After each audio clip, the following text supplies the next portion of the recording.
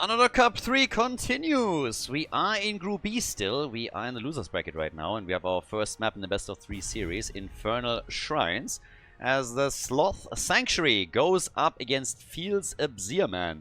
Division 3 against Division 4 in the tournament. Yeah, it's gonna be good. So, again, Underdog Cup, obviously, tournament that focuses on the amateur scene, as I talked about before.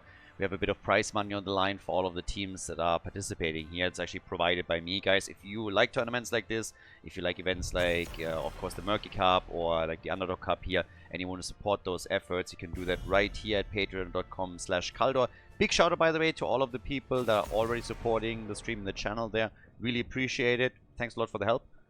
Very, very much appreciated, and a big shout out to you guys. Thank you. Now, as we're going through the lower bracket, whichever team loses here is out of the tournament. The winner moves on to the losers bracket final. We have one rule in the draft. Heroes can only be played once. Once they have been played, you can't play them again in the same series. And we had some pretty spectacular picks in the previous few games already, ranging from... Essentially what it seems like is that a couple of the teams think they are in the Murky Cup. They're playing bounties the entire time, and I'm totally here for it. We had some crazy stuff happening, from Gaslow picks to Probius picks to Stitches Alexstrasza, Cho'Gall being played. I mean, it's been there. Good stuff. Anduin is the first pick from Cosmic, and then on Infernal Shrines we get a Nuburak and Leoric on the other side. Okay. Kerrigan and Maiev were both banned out, so seems like the Sloth Sanctuary were a little bit worried about a triple frontline coming their way. And some assassins providing a bit of extra CC here. Curious if they are going to ban, let's say, Stukov. Leon Stukov is the poor man's buried alive, obviously. And all of the heroes that they were afraid of are usually ones that are great at tethering into Stukov. So if they're worried about zone control, then Stukov and Deckard Cain are probably the next two heroes that they would like to get rid of. We have Tychus for the transformation into Odin, and May at the front line. Yeah, with the Haka getting quickly banned. So targeting the side laner now. Not better. I don't know why you would ban Cho'Gall here. I really don't get it. Cho'Gall, Leo, and Nuburak would be an awful comp. That would be pretty bad. I could have understood the Cho'Gall ban a bit earlier, but come on. If your opponent is already running a Nuburak and Leoric, then Cho'Gall is not going to be a thing. They must be really terrified of that pick, though. Mephisto and Alexstrasza are the weapons of choice here. Alexstrasza surprises me a bit in that context. But for the blue team, still need a bit more damage. We need a side laner. This is something that the opponent targeted with the ban on Dehaka that they eliminated. So we get Sonya instead, and Li Ming. Not a pick that you get a lot on Infernal Shrines, but when she goes disintegrate against the Nuburak, you can burn the cocoon down very quickly, and I think that played a role here in the thinking for the team. Obviously, when we're talking about like Division 3, Division 4, there's a lot of preference picks that also come into play. And here comes Sylvanas. Alright, so Sylvanas as our final pick for game number 1. And with that, without further ado, we're moving into the first match of this best of 3 series, Infernal Shrines. The blue team in game number 1 is starting off to the left with Cosmic on Anduin. We got Rabbit on Sonya. Paradox is playing Mei. Lucy on Li Ming, going into Ether Walk on level 1. And Nasha on Tychus. The Li Ming pick, again, not very common on Infernal Shrines because of the objective, obviously, but I think we're going to get this integrate so that Li Ming can burn down the cocoon of a Nuburak. Played on the right side, Banyama. We have Sjosten on Sylvanas, Elixir with Alexstrasza. Carsado is playing Leoric, and Sasori on Mephisto, heading into a Skull Missile build as we're starting things off in the best of 3 series here. So, which team is going to be able to take it? Who advances to the losers bracket final and is able to fight it out on the final match of the group? Group B has been a blast so far, I gotta say. Lots of small upsets, big comebacks, tons of fun. And now in the middle, Rabbit. Well, run, Rabbit, run, but didn't run fast enough. So Sonya is gone, and that is first blood in the game already. Nuburak is going to try and slow this down a little bit. It's a stun here and buy some time for the team to already blow the minion wave at the bottom of the map apart. But they're engaging again, and this time it's Mephisto that falls. Mephisto is gone. They try for Mei though, and without the help of Anduin, that would have been a kill. So yeah, Mei is still alive.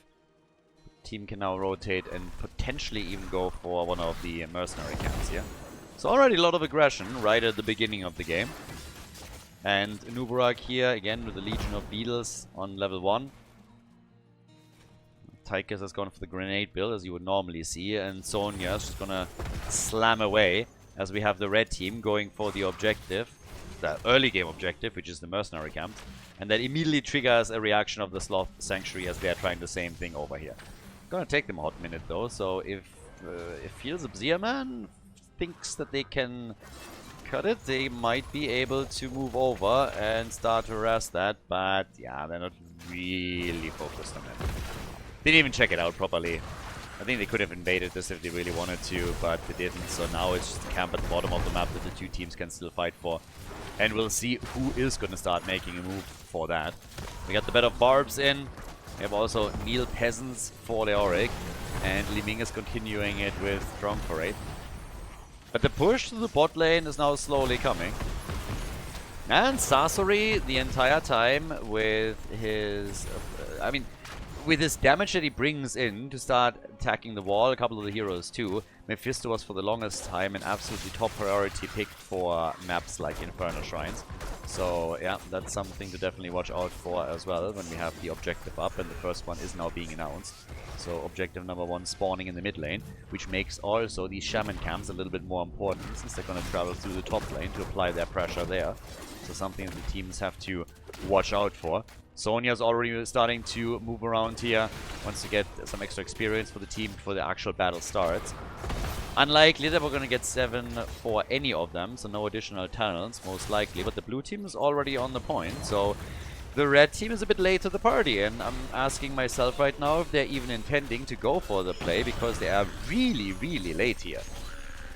They're giving a huge advantage to the blue team, so if they still want to fight this one out, then they gotta hurry. For a moment I thought that they will just go for lane pressure and try to take some structures out, but here comes the engage into the fight. Not enough damage here just yet. A little bit of pressure from Li Ming also coming in, but she obviously has the problem that I highlighted earlier, that usually there are a lot of minions there that just soak up her combos. And Nuburak dies though, and even with Alexstrasza using the Dragon Queen, the blue team is way too far ahead in points. They're 35 to 16, so exactly what I said earlier. Sloth Sanctuary was just there so much faster that there's no opportunity anymore for Fields of Zeaman to bring this back. So the Mortar Punisher gets taken by the blue team, and now they gotta hightail it out of there. This is getting a bit dangerous, because that jump is likely going to be procced. They make it past the gate though, so now they can bait it over. And Nuburak does exactly that, dodges it nicely. They just lost Leoric, and the gate is already gone, so the walls will fall as well. But at least with the bait over the wall, they make their own defense a bit more comfortable, a bit easier. So they're starting to set this up, and yeah, they get some level out of it. It's kind of funny that the tower here at the front hasn't been destroyed yet either. So that's another one. By now we have the quest completed for Alexstrasza, so good for her. With level 7 we also get Calamity, and we get the Relentless Soldier for Tychus. But the red team is still pushing a bit at the bot lane. They haven't really had that many nice Sylvanas pushes yet, but I think this is just going to be a matter of time. Big damage lead on the side of Mephisto, by the way. Now with 13,000, he is far ahead of anyone else. Nuburak still sitting tight here. They're starting to go for that camp. He has full vision of this. Gets found out, and here comes the rotation. They're starting to go for Mei. She gets body blocked a little bit. The engage from Nuburak as they're attempting to turn it on Anduin. It's a 5 versus 5 right now, with Mei eating tons of dirt. The same is true for Nuburak, but I think he's going to survive through this. Tychus is the first one to fall, and now the rest of the blue team is being chased. Mei falls, Sonya is on the run, and Fields of Zeaman is now coming in for this camp. Steals it away from the opponent. We have possession used by Sylvanas, and now they're using her to blow through that bot lane like hot butter through cheese. 3 kills to 3. The quick play for the fort. This one is low. Lucy is moving away over on the left side, but I think this is going to be the first fort that will be destroyed. That was just perfect. Get 2 kills, you're right there, you're making a move for the structure. Now you have level 10, which allows you to be even more dominant for a short period of time. We have them with the Entomb, we have Dorans of Hate, so yeah, nicely done. And Nubarak, I mean, still, even with Liming on the other side, you would expect Cocoon here. I would not deviate away into Swarm just because there's a Liming in the game. You're still playing that game out. So, not sure if he really intends to wait for Liming to pick her talent, but it seems like that's going to be the little interplay that they have here. He's waiting for Liming. We have Anduin with a light bomb. We have Odin, of course. They're now also trying to steal the camp at the top left away. And I think this might actually work because Sonya isn't here yet and they're zoning them out fully. So now you have the situation where both Li Ming and Anubrak are waiting for the opponent to choose their heroic ability so they can make a potential adjustment on their own side. Li Ming obviously doesn't want to take this integrate if Anubrak all of a sudden decides to go for Locust Swarm. And Anubrak is like, well, if she takes this integrate, or if I take now Cocoon and she takes this integrate, then she's just going to win the cooldown battle. That's just something that you have to play around usually if you're Anubrak. No, honestly, on the top level that doesn't happen. People still take a Nubara Cocoon simply because Locust Swarm doesn't give you enough value, and with a decent awareness in the team fights, you can actually play around this integrate a bit as well. Either target her directly or just try and time it properly. You will oftentimes still get value, but now they are playing a game of chicken as the next objective is already up, and Fields Man is taking the lead with Leoric. And this is a Frozen Punisher. If you're the blue team, you should be worried about losing this one. You already lost the fort and your second one is low. The ice wall hits nothing. Leo comes in and they're dropping Sonya. Here comes the Cocoon. This integrate gets immediately used, but I think Mei might still fall. Anduin is already dead and Mei is also gone. So that's all in all 3 heroes eliminated by Fields Man, and this is gonna give them the objective here. So the quick disintegrate, but the problem that Li Ming obviously has is that she kind of self-stuns with disintegrate, and if Mephisto pays attention, he can try and exploit that and target her directly. So that's an issue that they have. Lots of damage, by the way, on the top fort before the objective even appears. They're gonna take it down, so they can try and push for the keep wall with it. That's actually going to be pretty good for them. Especially since they're already starting to move in even without the Punisher. So yeah, Frozen Punisher is now coming up. They have a talent advantage too, which obviously makes this push now so much more dangerous for the Sloth Sanctuary. But yes, they are starting to take that wall apart a little bit. And with Sylvanas here, this is going to empower this entire thing. So here they go. Start to take that wall out. The jump over the wall is there. Dorans of Hate gets used immediately. And now the gate gone. The tower is about to be dropped to Frozen Punisher as usual. Amazing. Leo gets a solo kill against Sonya at the bottom of the map. And they are aiming for Mei. The rest of the team is pushing for the keep. And oh boy, is the Sloth Sanctuary now in trouble. Mephisto!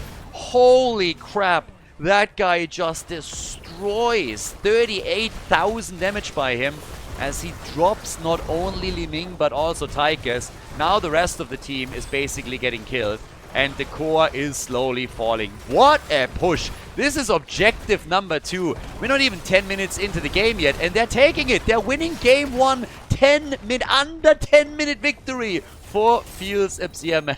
GG.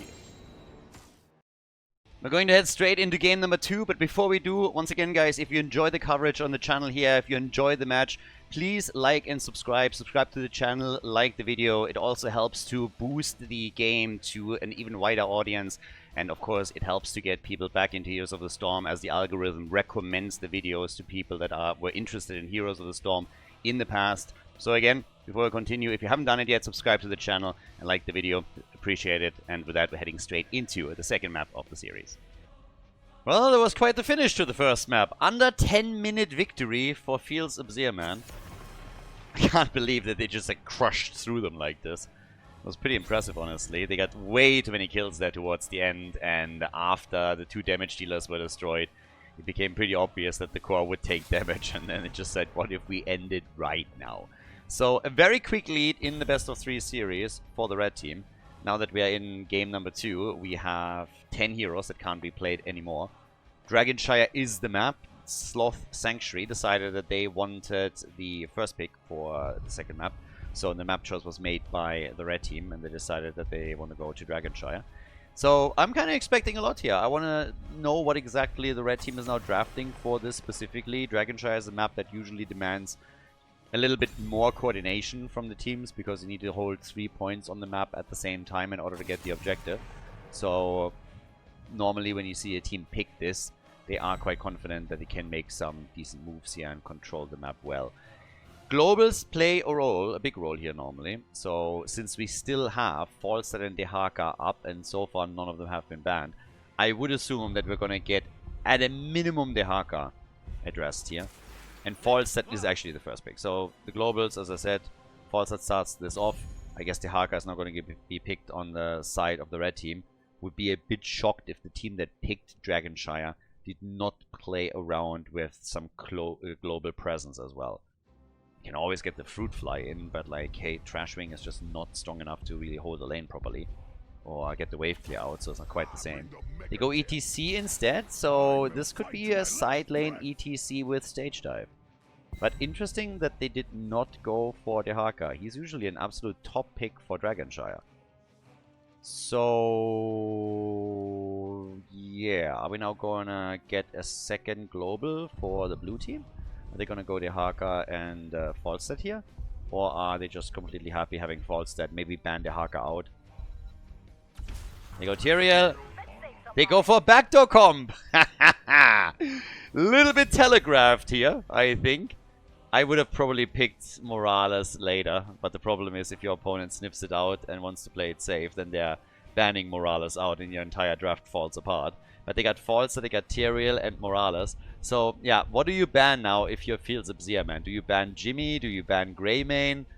Do you ban Atanis? They ban Jimmy. Okay, so they ban Jimmy because of the Hyperion. Again, if you're not familiar with this is a backdoor strategy that Sloth Sanctuary is trying to play here. And traditionally what you are picking with Morales Tyrael is usually Falstad for Gust, and he can fly in. You have normally Jimmy for damage against structures and Hyperion. And then oftentimes what you get in addition to that is Atanis, because he can get a suppression pulse in. And the whole idea is that whenever you fly onto a structure, specifically later on the keep in the core, you are keeping your own team alive for as long as possible, and you're trying to just keep the opponent at bay. So that's why Gust comes into play. That's why Sanctification is a big deal. That's why, for example, yeah, we have tools like Suppression Pulse and others. So Greymane would be a good damage dealer for that. And there's Atanis and Greymane. So Greymane, Suppression Pulse plus Greymane. So what they're now going to try and... There's so much to talk about here. I'm pretty happy that they're trying this out. I just want to see if it works. But there's also a lot that can go wrong. Zeratul, by the way, has been picked for the VP for his Void Prison because he can play around this as well. And this is going to be fun. Dragonshire, map number 2, ladies and gentlemen. Let's go. The Sloth Sanctuary against Fields of Zeerman. Alright, this is going to be wild. So, you're in for a treat if you've never seen this. The question is just how well do they execute it. On the left, we have the Sloth Sanctuary of Paradox on Tyrael. We get Rabbit on Atanis, going for the Protector of Aya here. Cosmic on Morales, Lucy on Greymane, and Nasha on Falstad. On the right side of the map, the team that has to defend now, Fields of Zeerman with Yama on Zeratul, going for the Void Prison. We have Sjorsten on Jaina, Elixir on ETC, Sasori on Rhaegar, and Casado on Hogger. So if you're not familiar with the strategy that is being played by the blue team, this is a really old strat that worked especially well when it was first designed because people weren't aware of it and didn't know how to properly counter it. Ever since, it hasn't really been played too much. So how this actually works is that you pick Morales with her Medivac on level 10. So initially you want to take a fort down. What you want to do initially is you want to push for structures, you want to take a fort down if you can without having anything else, but once the fort is gone, what you're attempting to do is you're picking a medivac for Morales on level 10. You're loading everybody up in the medivac, and then you're just flying in. Uh-oh, careful, false start. Yeah, that's not how you should start that strategy. And then you fly in to a keep. So you fly for a keep, you unload everybody, they start attacking, and then it really becomes important that you're not panicking. Because you have several tools that you can now use to maximize your time on the keep, and once that you destroy the keep, you can go on the core. And you need to maximize your time, because you will be killed. Your opponent is eventually going to wipe you. You're going to lose nearly everybody, if not everyone. And if you make this play too many times, you fall farther and farther behind in experience, and eventually your opponent might be a little bit too powerful. So what are your tools? You have Sanctification, once that you get attacked, that you can use with Tyrael. Tyrael, once that he dies, has the Explosion that can also do damage. On the core, that's 5%. You have a Gust that can gust your opponent away. If you get a proper angle and you position yourself well, and your opponent is not able to dodge it too easily. And then you have the Suppression Pulse from Artanis that can also, with the blind, really help you to get some extra hits in. During all of this, the grenade can be used from Morales, and Greymane in Worgen form wants to do the damage. So what you don't want to happen, and what a lot of teams do at the beginning when they're panicking a bit, they're flying in, unloading everybody, and once they see the first enemy, all of a sudden you overlay some of your abilities, like somebody panics and... is that a Dragonite? No. Somebody panics, uses Sanctification too early, a Gust gets used at the same time. You really want to do this cool, calm, collected, and maximize the time that you have with these things. There's a lot that can backfire there, especially if you are dying a lot, so you need to make sure that you're getting to level 10 roughly at the same time as your opponent does. What Fields of Zearman is obviously now doing is they want VP, as I already said earlier, because with the Void Prison, they can VP their own fort or keep, or even the core, to buy them a little bit more time to deal with all of this. Artanis now getting killed by Hogger does definitely not help their cause, so there's now 2 heroes that have fallen on the blue team side, and this is just not a good start. The whole backdoor strategy really hinges on you doing okay, trading well in the early game against your opponent. If you start to fall too far behind before the strategy can even come online at level 10, you're going to be in for a rough ride. But you can really win this by just simply YOLOing on keep and core afterwards. But you have to, of course, also destroy some forts here, and this is just not going well. They have now lost 3 heroes already this early in the game. You can see from the experience discrepancy that they're now a level down. So, not great. Top side, that's where we have now Artanis trying to deal with the situation. We have the Dragonite already claimed, and this is just going from bad to worse. So, yeah, this is a little bit rough. Artanis dies again at the top. That's kill number 4. I have to say that I see a very bleak future for the Sloth Sanctuary, which makes me a little bit sad. I like it when a team pulls a risk like this and goes for a strategy like that, but again, in order to make that work, you just need to have a better early game than they do right now. Is this still going to work out for them? I mean, time will tell. Right now, I think they're not going to be able to do too much here. The red team is just playing this... they're just playing too well. They're just playing this too well right now. They're taking camps all over the map. They are hitting the spots that they need to. They have taken the first objective. We have ETC now sliding in. It's going to be interesting what exactly Elixir is going to play here. Could obviously, with a good mosh pit, slow down Sloth Sanctuary. But if you take stage dive, then you can react faster when your opponent makes a medivac move.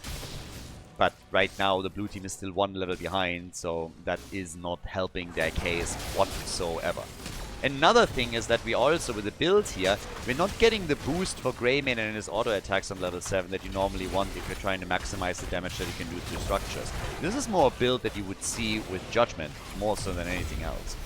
So, even there, we have now some talent choices that are questionable, to tell you the truth.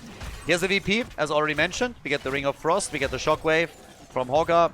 Everything designed to slow the opponent down when they make that play. But they are already shutting them down quite nicely, and it's more than a level lead now for Fields of Zearman. So, the backdoor strategy is in trouble. Greymane is sitting in the middle. But down here, the first fort gets attacked. Now, just so you don't misunderstand this, The blue team is the one that wants to take the first fort out. They are the team that is trying to get fort damage in quickly so that then the next move with the backdoor strategy can target a keep. But we're not getting that.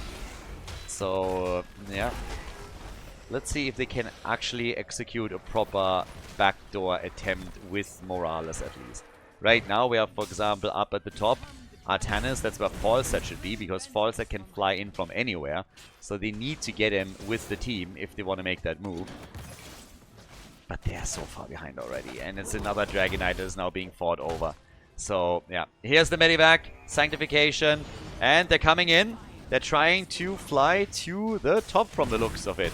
So they want to attack this here, and they're coming in to claim this quickly. Now they have to coordinate as well. Sanctification, when it gets used, here's the slide, there's the party, and where's the Sanct? Well, we have Falset already gone, no Gust, Morales is dead. And they couldn't even get the fort. Yeah, it's a bit of a sad moment. And some of them haven't even picked their level 10s yet. Artanis never used his Suppression Pulse. No Suppression Pulse from Artanis. And this just needed to be played better. We need that Gust. That Gust could have been used against ETC, for example. And they just didn't. So now the topside fort is still standing. And the experience gap has, of course, been widened. So, yeah, rough times. The Dragonite has in the meantime taken out the fort in the middle. There's another slide from ETC as they're trying to go for Trash Tannis. The VP has been used now too. Tyrael still there and ready, but yes, this is too late with a heal. So now we have Artanis and Tyrael both down. Explodes at least and gets a little bit of a reduction on the death timer here. But they need to go in with Morales again. But the fact alone that we didn't get the Suppression Pulse and it wasn't even picked in time, it's just problematic. And then on top of that, of course, the Gust that was missing to keep ETC at bay, that's another huge problem. So, yeah, they go for a bit of a cheeky cheese play, and it is not executed the way that they need to. So, down at the bottom of the map, we now have Yamar taking the next fort out, 10 kills to 0. Feels Abzir, man. He saw this... What the hell?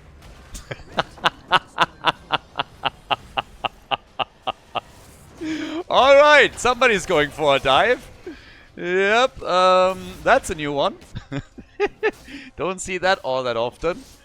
But yeah, I was a little bit like, where is he going? There's an interesting escape pattern here. That's one way to dodge a gank. 20 stacks for Tyrael. And let's see if they execute another Medivac. If they just abandon their keeps. Which seems unlikely, but well, there we go.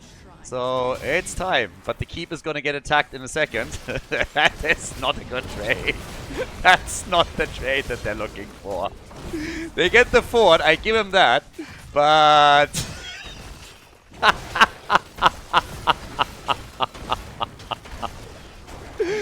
I mean, they're trying, I guess. They're like, Greymane, let's go! And in the meantime, the core gets attacked. So Sloth Sanctuary, they take it with humor. They have some fun in game number 2 as they realize that they can't take the red team down. And that this game feels Abzir, man, with a victory as they move to the losers bracket final.